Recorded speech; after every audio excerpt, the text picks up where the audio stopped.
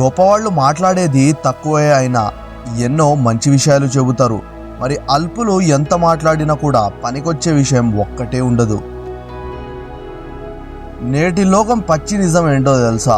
కింద పడ్డావా ఎవరు పట్టించుకోరు, పైకి ఎదిగావా ఎవరు ఓర్చుకోలేరు. ఓపిక ఉన్నవాడు ఓడిపోడు, ఓపిక లేనివాడు గెలవడు. కష్టం లేని సంపద నిలబడదు, కష్టపడి సంపాదించింది ఎప్పటికీ వదిలి వెళ్ళదు. మిత్రమా, ఒక్క విషయం బాగా గుర్తుపెట్టుకో. ఆడంబరం కోసం అప్పు చేయకు, మరి ఆనందం కోసం తప్పు చేయకు. ప్రతి మనిషి జీవితంలో ఎన్నో కోరికలు ఉంటాయి, కానీ ఆ కోరికలు తీరేవి కొందరి జీవితాల్లో మాత్రమే. నీకు కష్టం వచ్చిందంటే అది నీది, నువ్వు చూసుకో అంటారు. సంతోషం వస్తే అది మనది అంటారు. నువ్వు సాయం చేస్తే మంచోడని అంటారు, చెయ్యకపోతే చెడ్డవాడు అంటారు. డబ్బు ఇస్తే మనోడు అంటారు, ఇవ్వకపోతే పగోడంటారు. మనల్ని అర్థం చేసుకొని మనల్ని ప్రేమించే వ్యక్తి మన ప్రక్కన ఉంటే ఎలాంటి కష్టం వచ్చినా ఏమీ జరగదు. అలాంటి వారు కనుక ఉంటే అస్సలు దూరం చేసుకోకూడదు.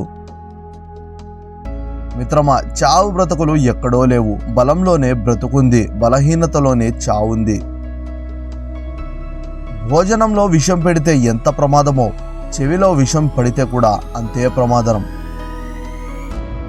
మనిషి అతని నాలుకను అదుపు చేసుకోగలిగిన విద్య తెలిస్తే అనేక విద్యలు అవలీలగా తెలుస్తాయి. ఎటువంటి కారణం లేకుండా బంధాలను దూరం చేసుకుంటే కావాలనుకున్నప్పుడు నువ్వు ఎంత తాపత్రయపడ్డా ఆ బంధాలను తిరిగి పొందలేవు. గతం గురించి బాధపడుతూ ఆలోచిస్తూ కూర్చోకు. గతం నేర్పిన పాఠాలతో నీ భవిష్యత్తును నిర్మించుకో.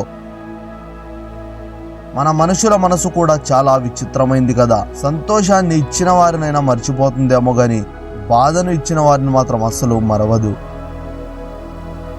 అసాధ్యం అనే పదం మనలో ఉండకూడదు. ప్రయత్నం వల్ల అసాధ్యమైనది కూడా సాధ్యమవుతుంది.